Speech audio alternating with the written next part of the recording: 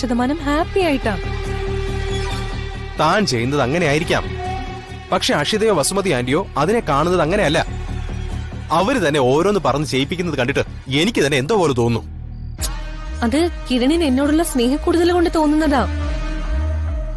വെറുതെ ഈ ചെറിയ കാര്യം മനസ്സിലിട്ട് വലുതാക്കണ്ട. എനിക്കത് ചെറിയ കാര്യമൊന്നുമല്ല.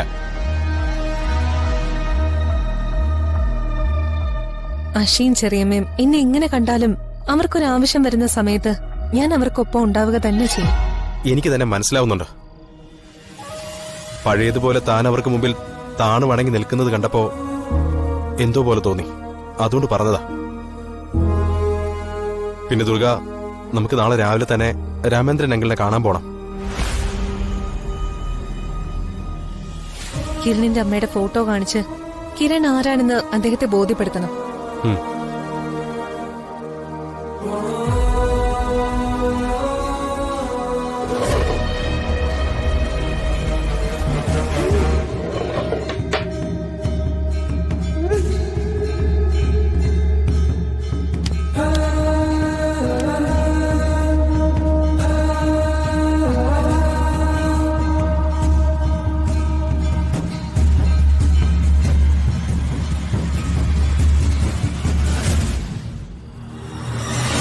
ശുഭ ഒരുപാട് താമസിച്ചു പോയി.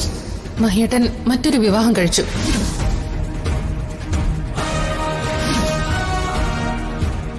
ശുഭയെ സ്വീകരിക്കാൻ മഹിയേട്ടന് സാധിക്കുമെന്ന് അറിയില്ല. ശുഭയുടെ മോനാണോ നീ?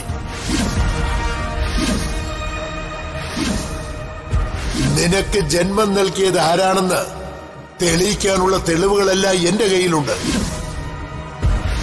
നിന്റെ അച്ഛനെ കൊണ്ട് നിന്നെ എങ്ങനെ അംഗീകരിപ്പിക്കണമെന്ന് എനിക്കറിയാം.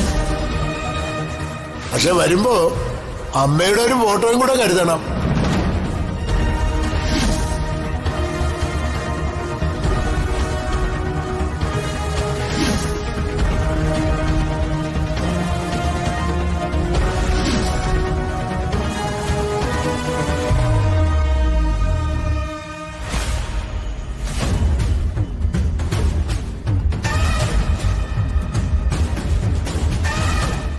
അയ്യോ ചേട്ടാ, അങ്ങനെ പറയല്ലേ. ഞാൻ അധികം സമയം എടുക്കില്ല, പെട്ടെന്ന് തന്നെ പൊയ്ക്കോളാം. ചേടാ, ഇത് വലിയ പാടായല്ലോ. പ്ലീസ്. ഡാ പിള്ളേരെ, കട നോക്കിക്കോട്ടെ, ഞാനിപ്പോ വരും. എന്താ മോനെ, എന്താ നിനക്ക് വേണ്ടത്? നീ ആരാ? ഞാൻ ചേട്ടാ എന്നെ ഒന്ന് സഹായിക്കണം. സഹായിക്കാൻ? കാശിന്റെ കാര്യം വല്ലതുമാണെങ്കിൽ നടക്കില്ല. ബിസിനസ് ഇപ്പൊ വലിയ ഡള്ള. ഞാൻ തന്നെ ഇപ്പൊ തട്ടിയും മുട്ടിയാ പോന്നെ. അയ്യോ, അതൊന്നുമല്ല. ഒരു മിനിറ്റ്. ഇതെന്റെ അമ്മയാ.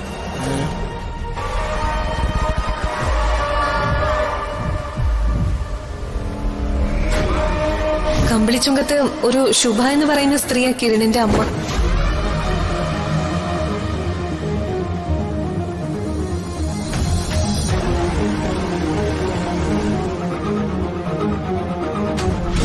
നിന്റെ അമ്മ ആരാണെന്നുള്ള തെളിവ് എനിക്ക് കാണണം. കാണിക്കാൻ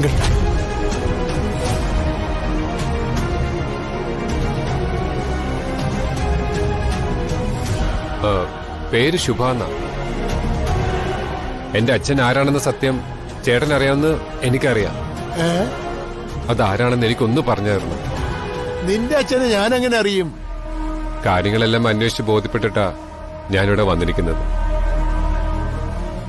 ചേട്ടനും അമ്മയും ഒരേ നാട്ടുകാരാണെന്നും എന്റെ അച്ഛനെ ചേട്ടനെ അറിയാമെന്നും എനിക്കറിയാം. ഈ ഭൂമിയിൽ എന്നെ സഹായിക്കാൻ ഇപ്പൊ ചേട്ടന് മാത്രമേ പറ്റുള്ളൂ. എന്നെ ഒന്ന് സഹായിക്കണം. ഈ ഫോട്ടോയിലുള്ള ആളെ എനിക്കറിയാം, പക്ഷേ അതിനപ്പുറം ഒന്നും എനിക്കറിയില്ല. എന്തിനാ ചേട്ടാ എന്റെ മുമ്പിൽ ഇങ്ങനെ മറയ്ക്കുന്നത്? അച്ഛൻ ആരാന്നറിയാതെ നാട്ടുകാരുടെ മുന്നിൽ അപമാനിതനായി കഴിയുന്ന എന്റെ മാനസികാവസ്ഥ ചേട്ടന് മനസ്സിലാവാത്തോണ്ട. ചേട്ടാ, ഞാൻ ചേട്ടന്റെ കാല് പിടിക്കാം. പ്ലീസ്, എന്നെ ഒന്ന്. താൻ വിഷമിക്കാതെ.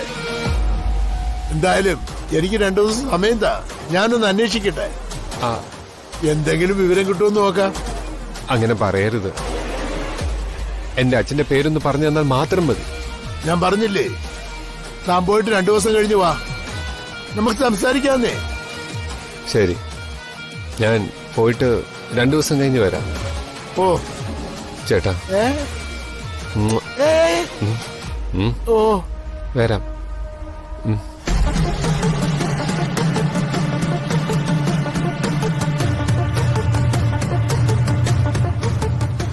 ചേടാ, ഇതിപ്പോ ആരായിരിക്കും ശരി, ഇവനോ അതോ അവനോ? എങ്ങനെ കണ്ടുപിടിക്കും? ആ നോക്ക. അയ്യോ അങ്കിളെ, അങ്കിളെ, ഞാൻ പേഴ്സിൽ തന്നെ ഫോട്ടോ വെച്ചത്, പക്ഷെ ഇപ്പൊ കാണുന്നില്ല. നിങ്ങളുടെ കയ്യിൽ ഫോട്ടോ ഇല്ല, പക്ഷേ ശുഭയുടെ മോനാണെന്നും പറഞ്ഞ് ഫോട്ടോയുമായി വേറൊരുത്തൻ വിളിക്കാതെ തന്നെ എന്നെ വന്ന് കണ്ടു.